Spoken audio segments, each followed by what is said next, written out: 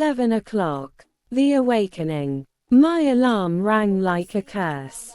I hadn't really slept all night. Vanessa's words echoed in my head. If you miss just 1 week, Lina, madness or death. I lay on my back, staring at the cracked ceiling of my damp little studio. Drops from the leaking faucet in the corner tapped like a clock counting down to something dreadful. Today was the day. My first day. I got up, put on a simple black t-shirt, old jeans, and tied my hair back. Not to look good. Not to attract anyone. Just to hide. To disappear into the crowd. 8 o'clock. The taxi. The morning air outside was cool, filled with faint sounds of a waking city. I raised my hand, and an old yellow taxi pulled up. The driver was a man in his 50s, with a graying mustache and tired eyes. "Where to, miss?" he asked. I swallowed, then whispered. "Just drive around the city. Don't stop. I'll tell you when." He frowned, studied me in the mirror, then nodded. The engine coughed, and the city began to move around me. 9 o'clock. The first rounds. We drove past crowded markets and noisy intersections. Motorbikes zigzagged between buses, street vendors shouted over each other, and smoke from roadside frying pans mixed with exhaust fumes. I sat in the back seat, eyes darting from window to window. And there they were, shadows of men everyone else avoided. One muttering to himself, another rocking back and forth on a broken bench. But I couldn't. My throat tightened each time. My hands gripped my bag. I said nothing. 12 o'clock. Heat and hesitation. By noon, the sun was merciless, baking the metal roof of the taxi. Sweat rolled down my back. My stomach growled, but I had no hunger, only a knot twisting tighter and tighter. I kept spotting them, fools, madmen, broken souls wandering the streets. And every time, I turned away. The driver glanced at me in the mirror. "Still looking?" he asked. "Yes," I muttered. "Keep driving." 2 p.m. Doubt. 6 hours on the road. My head throbbed. The driver tapped the steering wheel to some radio tune, but my mind was elsewhere. What if I just didn't do it? What if I went home and tore the paper I signed? But I remembered the way Vanessa's eyes had burned when she made me sign. That contract wasn't just ink. It had weight. It had something. No, I couldn't risk it. 4 p.m. The dragging hours. The light outside shifted into golden tones, then started to dim again. People rushed home, shops lowered their shutters, and the city began to change its skin. Inside the taxi, the air was suffocating. The driver had stopped asking questions. He just drove, circling the city, meter ticking, hours falling away like sand through fingers.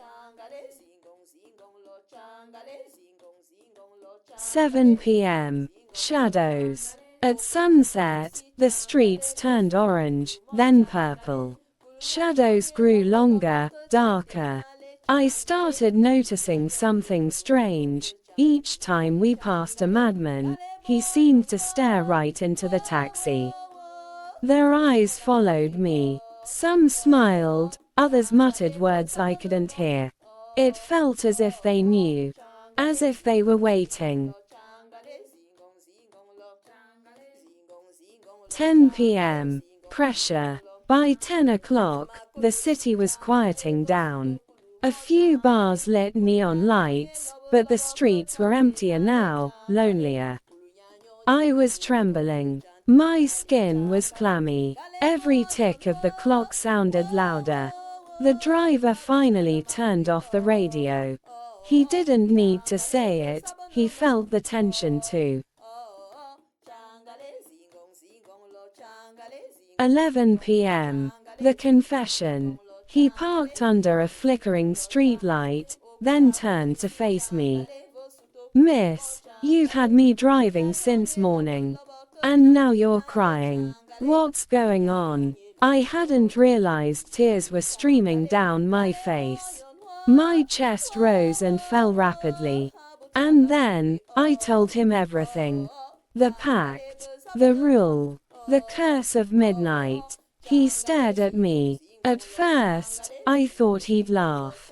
But he didn't. His expression hardened. If you're telling the truth, he said slowly, then we don't have time.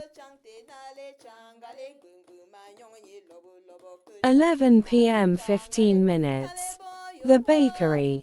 He drove quickly, weaving through nearly empty streets, until we stopped at a small bakery still glowing warmly in the night.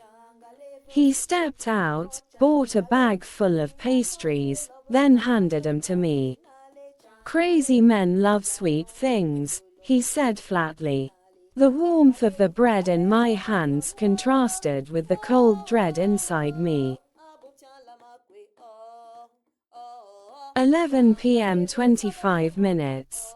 The gathering of the mad. The taxi rolled into an old square near the market. The place was scattered with men in rags, some barefoot, some shouting at ghosts, some laughing at nothing. I froze. There, the driver pointed. Pick one. Use that food. Do what you have to do. My heart pounded so hard I thought it would burst. 11 p.m. 35 minutes. The chosen one. I saw him. A man barefoot, hair tangled, shirt torn open. His eyes looked in two different directions, yet somehow both fixed on me. I stepped forward, trembling, and offered him a pastry. He grabbed it, devoured it in seconds, and then grinned with blackened teeth. "You're my queen," he whispered, crumbs falling from his lips. My hand shook as I touched his arm. I felt my stomach twist in revolt. But time was running out. 11 p.m. 50 minutes.